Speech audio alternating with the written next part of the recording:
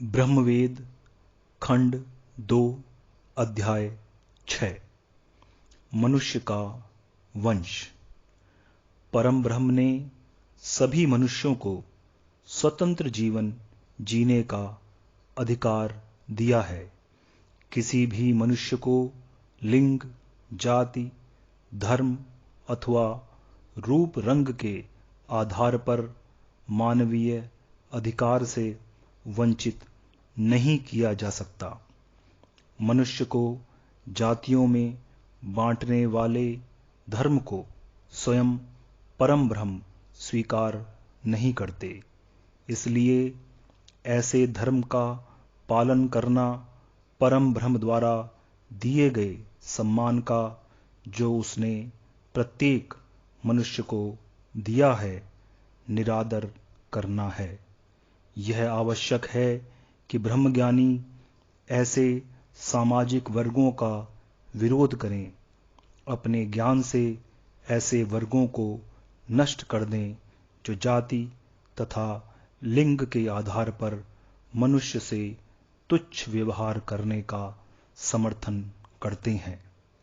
ब्रह्मज्ञानियों को शास्त्रार्थ का आयोजन करके ऐसे सभी वर्गों को अपने ज्ञान से नष्ट कर देना चाहिए।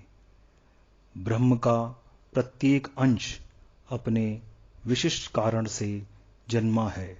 मनुष्य ने समाज में जो लिंग भेद अपनाया है, यह ब्रह्म के समानता के नियम को नष्ट करने का प्रयास है।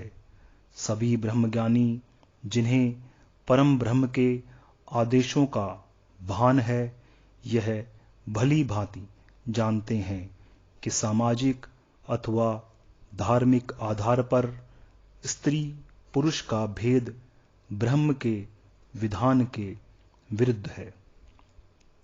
लिंग का भेद संभव ही नहीं, जबकि ये दोनों लिंग स्वयं में पूर्ण भी हैं और अपूर्ण भी। द्वैत तथा अद्वैत का परम रहस्य स्त्री तथा पुरुष में समाहित है। अल्पज्ञानी लिंग के आधार पर किसी मनुष्य को पात्र अथवा अपात्र घोषित नहीं कर सकते। मनुष्य का वंश 4 प्रकार से बढ़ता है। यह मनुष्य पर निर्भर करता है कि वह किस वंश का चयन करे। प्रथम वंश माता का है।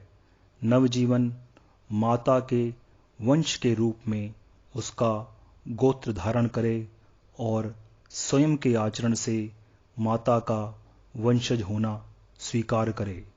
माता के सभी पितरों को स्वयं का पितृ मानकर वंश के सभी अनुष्ठानों का पालन करे।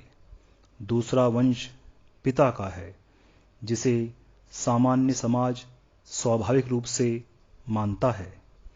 नवजीवन पिता के वंश को भी ग्रहण कर सकता है और अपना जीवन उसी आचरण से जिए जो पिता के वंश के पूर्वजों के द्वारा अपनाए गए।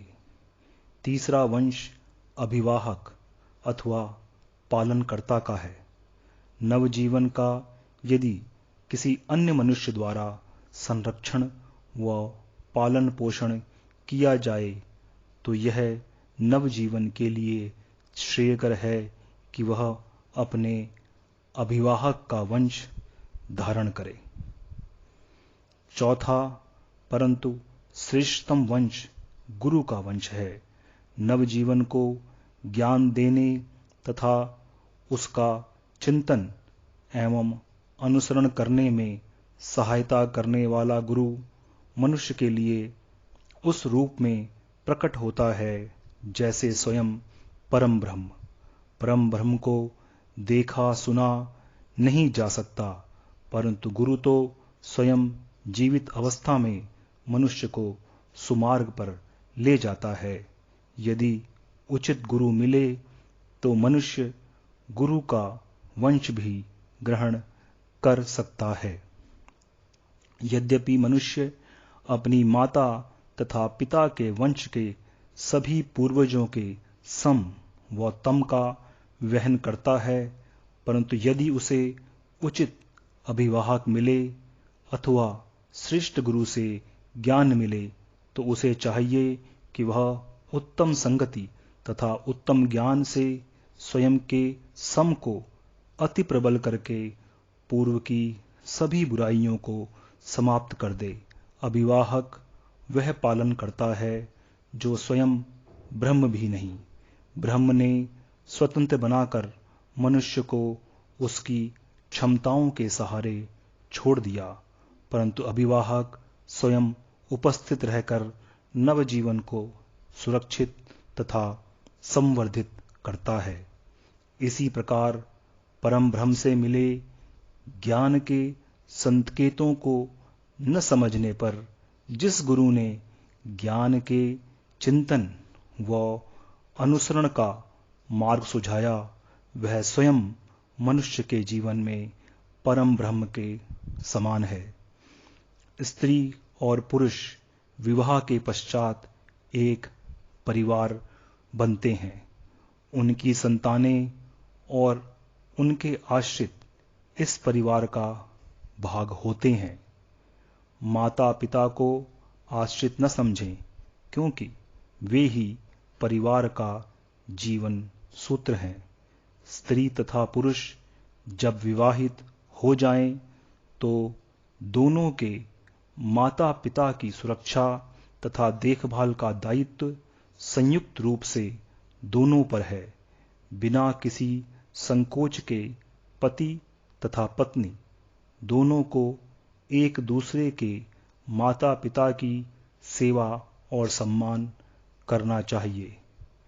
ब्रह्मवेद अध्याय 6 मनुष्य का वंश समाप्त।